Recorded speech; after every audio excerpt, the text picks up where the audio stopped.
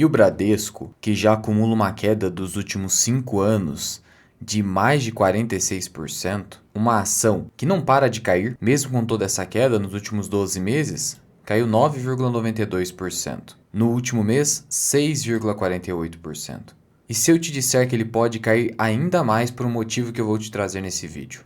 Portanto, vem comigo. Nesse momento, as ações ordinárias de Bradesco estão sem direção, subindo 0,25%. Já as preferenciais, com finalzinho 4, estão ainda mais sem direção. Caem um pouquinho, aí sobem um pouquinho, sem direção nenhuma. Indefinição dos investidores nesse momento quanto à cotação do Bradesco. E por mais que as ações tenham caído bastante, quando a gente olha para múltiplo, indicador preço-lucro principalmente, ainda está aqui próximo de 10 vezes lucro. E esse indicador 10 vezes lucro está acima do Ibovespa e acima da maioria das empresas do setor bancário. Até o próprio Banco Itaú, que vem performando muito bem, reportou um lucro muito sólido, tem um múltiplo inferior. E por que isso acontece? Porque por mais que o preço tenha caído bastante, o lucro caiu ainda mais. Então, mesmo assim, o múltiplo do Bradesco ainda ficou alto. Só que um desses múltiplos, o indicador preço sobre valor patrimonial, caiu bastante. Hoje, o Bradesco negocia abaixo do valor patrimonial da ação, abaixo do seu patrimônio líquido. Patrimônio líquido, o que é?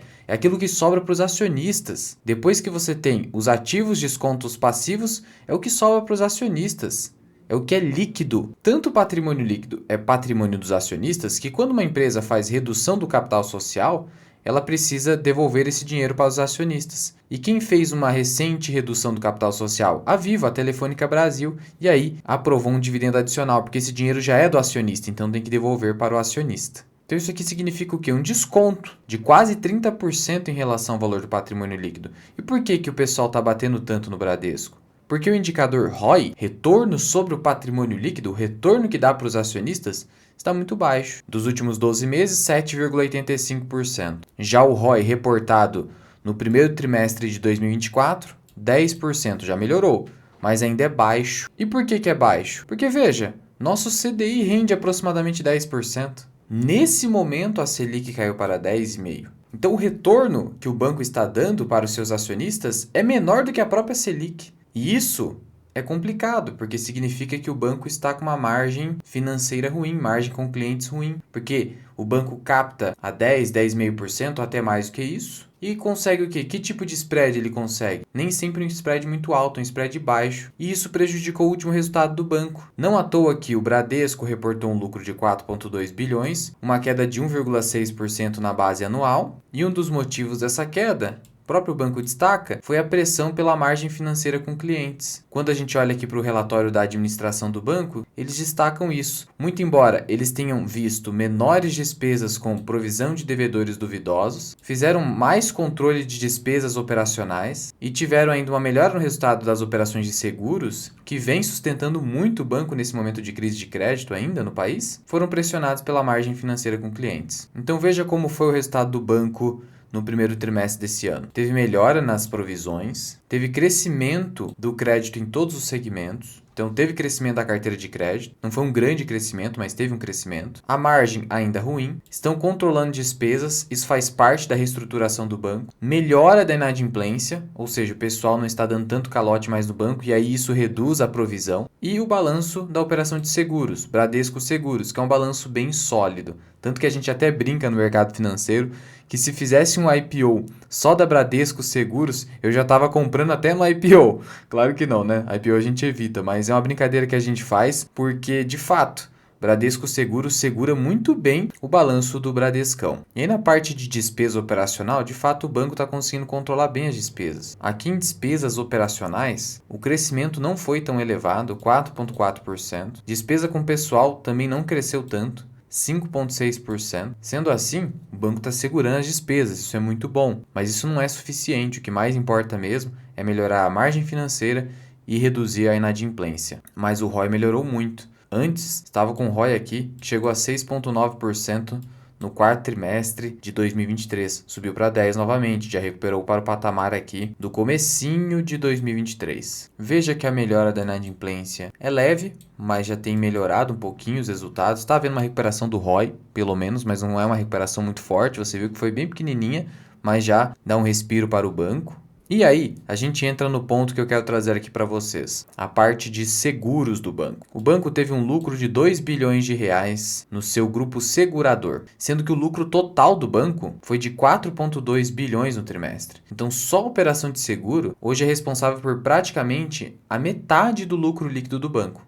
Olha a importância da operação de seguros. E aí note que o banco, na parte de seguros, tem um resultado de 4 bilhões e um lucro de 2 bilhões. Como assim? É que isso aqui é como se fosse o EBITDA, mas não tem EBITDA no caso de empresas financeiras, como bancos e seguradoras. Mas esse foi o resultado obtido pelo banco na parte de seguros antes de descontar impostos, para você ter uma ideia. Lucro de 2 bilhões, metade do lucro líquido do banco praticamente. Então, se a operação de seguros piorar, principalmente por conta de um aumento da sinistralidade, do número de indenizações que o banco precisa pagar, isso pode prejudicar ainda mais o balanço do Bradesco, que começou a ter um respiro de recuperação. E aí que a gente entra numa recente notícia, que é bastante triste, que vocês já sabem, isso aqui envolve a tragédia no Rio Grande do Sul. E segundo o jornal O Globo, Bradesco Seguros recebeu pedidos de indenização que ultrapassam 100 milhões de reais. E isso foi em menos de uma semana do início da operação emergencial de tratamento de sinistros. Já foram 400 chamados emergenciais e a situação a gente sabe que pode ainda piorar.